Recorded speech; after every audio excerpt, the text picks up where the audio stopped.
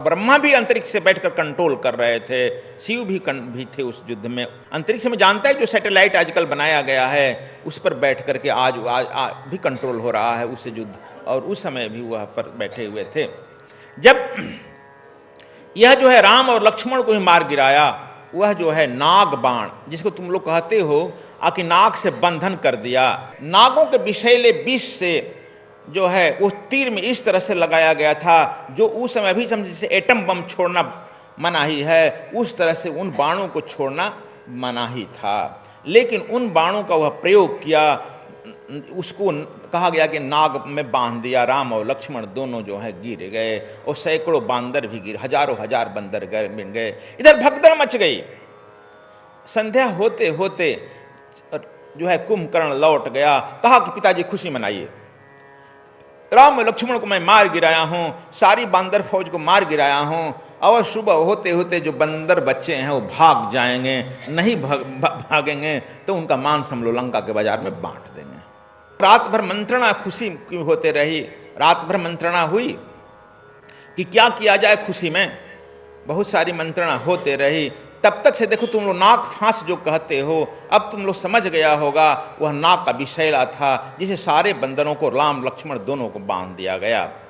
अब इधर सुखेन वैद्य को बुलाया गया। सुखेन वैद्य जो है वह इलाज जब कर रहे थे, हनुमान जी ने पूछा और जामवंत ने पूछा कि राम लक्ष्मण की स्थिति क्या है। उन्होंने कहा कि देखिए वैद्य कभी आशा नहीं छोड़ता है, लेकिन जो इन्होंने नाग का विष का प्रयोग किया है वह युद्ध के लिए वर्जित है। साथ ही जो ब्रह्मा के रथ से यह आया है यह युद्ध के लिए वर्जित है, लेकिन राक्षस कुछ भी कर सकता है, इसकी औषध हमारे पास नहीं है। मैं प्रयास कर रहा हूँ, उम्मीद क्षीण है। अब सारे लोग समझ गए कि राम लक्ष्मण तो बचेंगे ही नहीं। बंदरी सेना में भगदड़ मच गई। जब बचेंगे ही नहीं तो युद्ध कौन करेगा।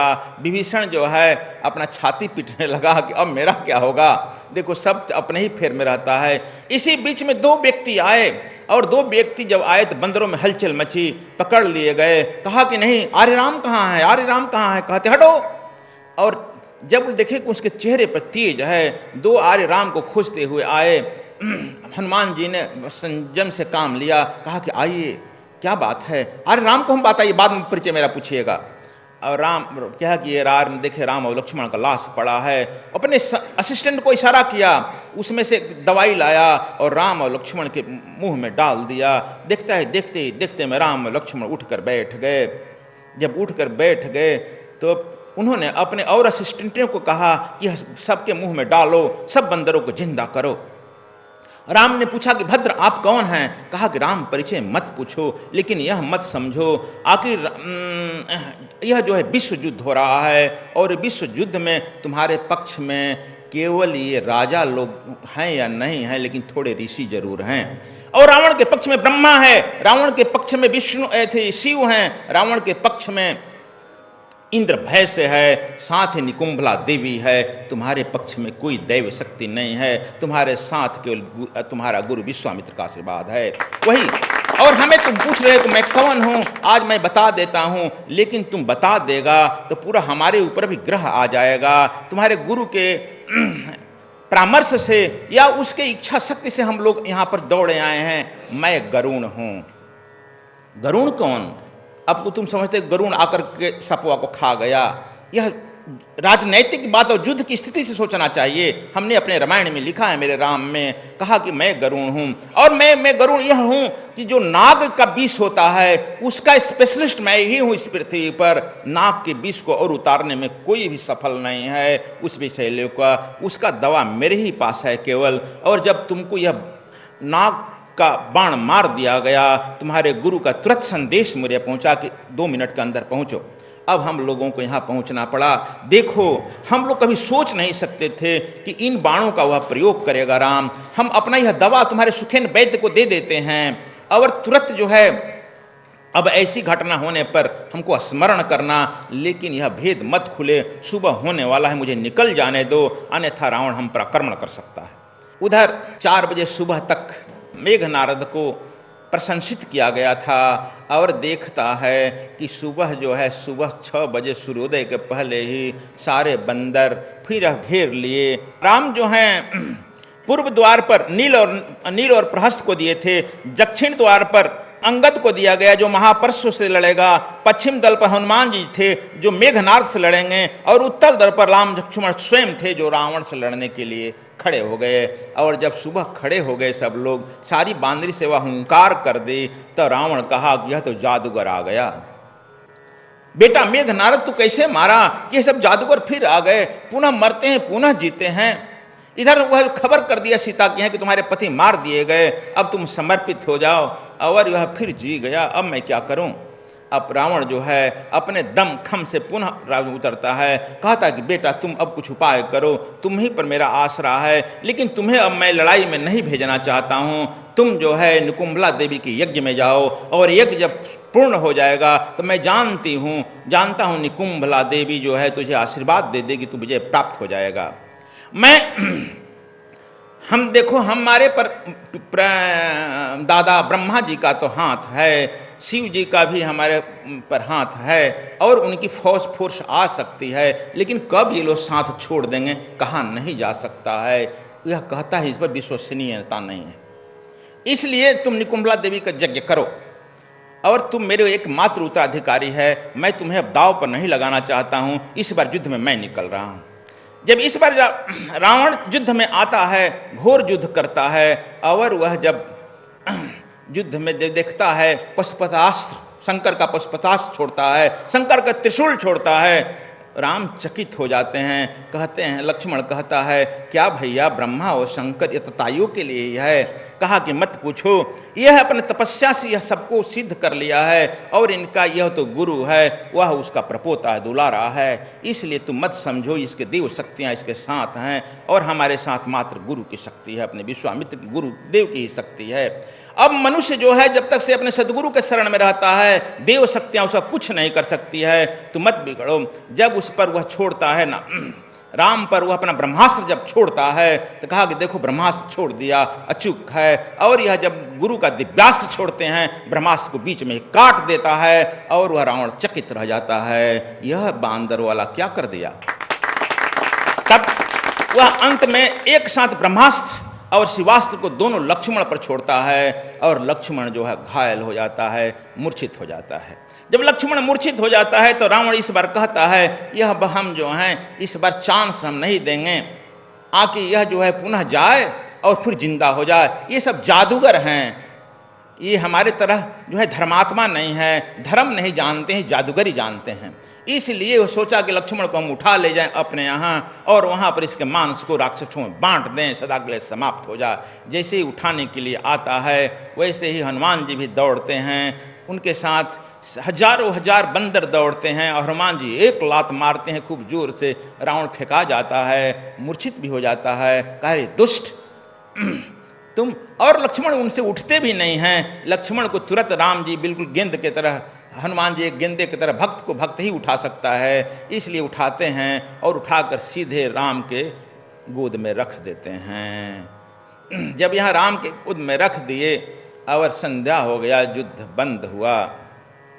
इधर जो है बेहोश रावण को भी उठा करके रथ पर लंका के तरफ लोग चले गए। यह युद्ध अब हुआ कि लक्ष्मण का जो है होश यह कैसे आएगा, सुखेन बैत।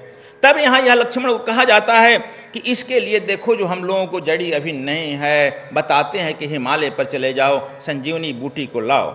हम इस जो तुम लोग भी, अब इस बात को फिर मैं कह रहा हूँ, बार बार नहीं कह रहा हूँ, लेकिन कहना पड़ता है, जो तुम कथा जानते हो, रोज सुनते हो, उधर मैं पटाक्षेप नहीं करना चाहता हूँ। जो तुम लोग नहीं जानते हो वही मेरा कहना कर्तव्य है। इसलिए जब यह संजीवनी बूटी लेने के लिए जब चल देते हैं हनुमान जी, यह भी रात दिन भर के युद्ध किए हैं, थके हैं, तब रास्ते में इनको मिल जाता है कालनेम। कालनेम जब मिलता है तब इनको भूख और प्यास दोनों लगी थी। ये सोचते हैं कि साधु से न हो कारज की हानि, और वहाँ पहुँच जाते हैं कालनेम के आश्रम में। कहते हैं कि प्रभु जरा मुझे पानी पिलाओ। पानी जब पिलाने के लिए कहता है तब अपना कमंडल देता है, कहा कि पी लो। उनकी दिव्य ज्ञान बखानता है। तब कहता है कि प्रभु, कहा कि मुझे दीक्षा ले लो। और दीक्षा लेने पर तुमको सब जो है दिव्य शक्तियाँ आ जाएगी। मैं जब से सृष्टि हुई तब से ही यह तपस्या कर रहा हूँ, सब देख रहा हूँ यहाँ से, तुम्हारे रावण के साथ तुम्हारा युद्ध हो रहा है, तुम विजय प्राप्त करेगा, क्यों घबरा रहा है, मेरा आशीर्वाद है पुत्र तुम्हारे साथ। देखो यह भी काल नेम भी कह रहा है और कहता है कि जाओ नीचे तुम स्नान कर लो और पानी भी पी लेना तालाब में। जब तालाब में आता है तो मकरी उसको पकड़ लेती है। अब देखो फिर यहाँ लक्षण अलंकार है, मकरी कहीं तालाब में नहीं रहती है, मकरी दीवार में होती है। तब अब क्या तालाब में रहती है, बड़े बड़े शहरों में तरण ताल बन गया है जिसको अंग्रेजी में कहते हैं स्विमिंग पूल। वहाँ पर अर्धनग्न लड़कियाँ रहती है सुंदर, जो तुम लोगों को फंसाती है। वह तरण ताल था यानी स्विमिंग पूल था, उसमें उसकी अप्सराएं और लड़कियाँ थी जो जाने वाले लोगों को फंसा लेती थी। वह उनको फंसाना चाहिए। हनुमान जी ब्रह्मचारी आदमी कहे कि अरे यार तुम लोग मकरी हमारा क्यों पैर पकड़ रही है, हाथ पकड़ रही है, हमें पानी तो पीने दो। तो मकरी सब नहीं माने, कोई वही मकरी अब समझ लो, या कोई हाथ पकड़ी, कोई पैर पकड़ा, कोई कुछ पकड़ा कि नहीं अब हमारे साथ स्नान करो, इसमें विहार करो। अब हनुमान जी कहते एक ही उपाय है, बाएं हाथ सुरन को मारे, कहे कि रहो जरा दाहिने हाथ से पानी पी रहे हैं, बाएं हाथ से को गर्दन है तेरी दबाए। जब गर्दन दबाए बोलने लगी टाँ टाँ, कहा कि तुम कौन हो, कहा कि हम मकरी नहीं हैं, हम तो अपना बताई, हम तो अप्सरा हैं या हम लड़की, हमारा काम ही है मकरी फंसाना। मकरी का मैंने अपने मकर जाल में फंसाना, इसी लक्षण अलंकार में व्यक्त किया गया है। तब तुम लोग कहा कि नहीं यह रावण का जो है रिश्तेदार है और यह ढोंगी है, हम लोगों को भी ढोंग करके फंसाया है। जो साधु बाबा आर्यों का आता है, जो भी वीर पौरुष आर्यों का आता है, उसे फंसाकर मार डालता है। तब वह आया जल उल पी करके, कहा कि गुरुजी पहले दक्षिणा ले लीजिए, दीक्षा बाद में होगा। हनुमान जी अपने पूंछ में बांध करके ऊपर से नीचे 10 बार उठाए, कहा कि दक्षिणा नंबर 1, दक्षिणा नंबर 2 और दक्षिणा नंबर 3 पटके और काल नेम चलता बना। कहा गुरु जी को दंडवत प्रणाम, मैं चला। और दक्षिणा देकर उसी तरण ताल में जिसमें लड़कियों को मारकर फेंके थे उसमें इसको भी फेंक दिए और वहाँ से जय श्री राम कह करके चल दिए ऊपर। जब ऊपर चले तो वहाँ पर भी देखते हैं, देखो तुम लोग हिमाचल प्रदेश में जाएगा तो वहाँ से जब लेकर आ रहे थे, थके थे, तो वहाँ एक हनुमान जी की हिमाचल जहाँ मिलिट्री की छावनी पड़ गई है, वहाँ मैं गया हूँ। वहाँ पर लोग हनुमान जी का अभी भी पद है, लोग कह रहे थे पर्वत लेकर इसी पर खड़े हैं, हिमाचल प्रदेश में है, मिलिट्री की छावनी के बीच में भी हैं। तो वहाँ पर हनुमान जी का पैद का चिन्ह है। वहाँ मैं गया कि यहीं पर जो लेकर के वह पहाड़ खड़े थे थोड़ा आराम करने के लिए। और वहाँ से जब यह चले हैं तो अयोध्या को सोचे कि ऊपर ऊपर चलें। अयोध्या के जब ऊपर से आए हैं, कहा कि अच्छा यही अयोध्या है। और यहाँ भरत को खबर नहीं है, यदि मैं नहीं रहता तब सुबह तक मैं यदि नहीं पहुँचा, सूर्योदय के पास नहीं पहुँचा, तब तो मर ही जाएंगे ना, लक्ष्मण जी मर जाएंगे। और तैसे ही भरत देखते हैं कि कोई ऊपर से जा रहा है, वह भी एक बाण मारे और यह धड़ाम से नीचे आ गए, अयोध्या में नीचे गए। अब इसको इस तरह से मेरे राम में मैंने लिखा है, जब नीचे आ गए तो एक बंदर की तरह बात नहीं होगा, राजा की राजनैतिक बात होती है। वहाँ पर चारों तरफ से रेड अलर्ट कर दिया गया। तुम देखते हो कि दिल्ली में एक बम फटता है, पूरे देश को रेड अलर्ट कर दिया जाता है। अयोध्या रेड अलर्ट हो गया, चारों तरफ सैनिक घेर लिए और इनका राजमहल घेर लिया गया। और साथ ही सारे मंत्रियों को आपातकालीन सभा के लिए बुला दी गई, मंत्रणा होने की। आखिर यह है कौन, इतना बड़ा पर्वत लेकर के जा रहा है। यह आदमी बेहोश हो गया।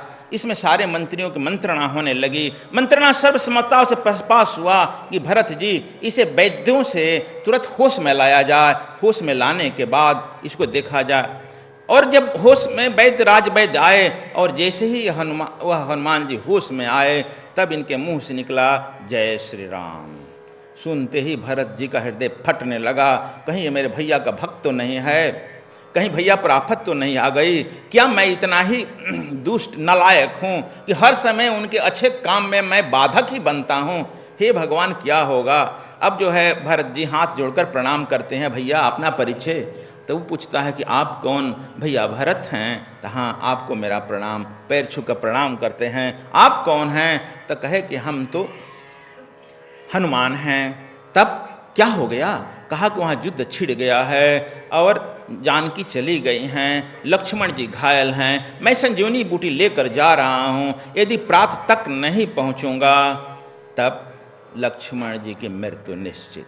यह सुनकर हाहाकार मच जाता है और पुनः मूर्छित होकर भरत जी गिर जाते हैं कि यह सत्य साबित हो गया कि मैं इस पृथ्वी पर अधम पतित पावन हूँ। देखो, बड़े आदमी हरदम अपने में दोष खोजते हैं, इस पृथ्वी का अधम पतित पावन व्यक्ति हूँ जो कि राम के हर काम में मैं जो है बड़ अड़ंगा डाल देता हूँ।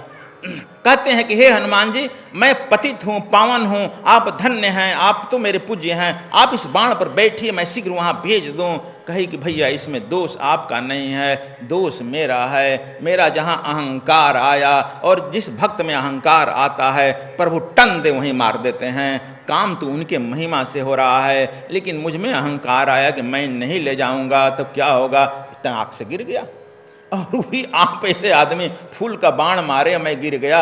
इसलिए आपका क्या दोष है, मेरे अहंकार का दोष है। इधर जो है देखिए, इधर तीनों माताएं जो हैं बाहर निकल कर देख रही है, कांप उठी है कि अब क्या होगा।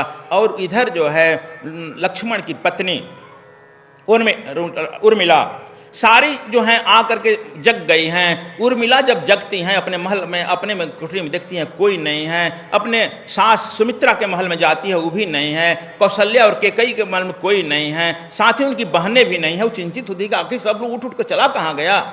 वह भी झांक करके अपने प्रकोट से जंगला से देखती है, देख रही है कि सारे सैनिक ब्लैक एंड काइट कमांडो चारों तरफ अयोध्या के घेरे हुए हैं, मसाल लेकर दौड़ रहे हैं, रेड अलर्ट हो गया है, विसिल बज रहा है और मालूम होता है युद्ध छिड़ गया है। आखिर अयोध्या पर हो क्या गया। जब वह बाहर आती है तो देखती है उनकी सास लोग खड़े हैं। उनकी सास कहती है कि बेटी तुम क्यों आ गई, आराम तो करो। नहीं माँ, हुआ क्या है। अब सब लोग चुप, नहीं सुनाना चाहता है कि लक्ष्मण वहाँ घायल है। तब तक से हनुमान जी कहते हैं कि भैया जरा माताओं से मुझे मिला दो, मैं जल्दी चलूँगा।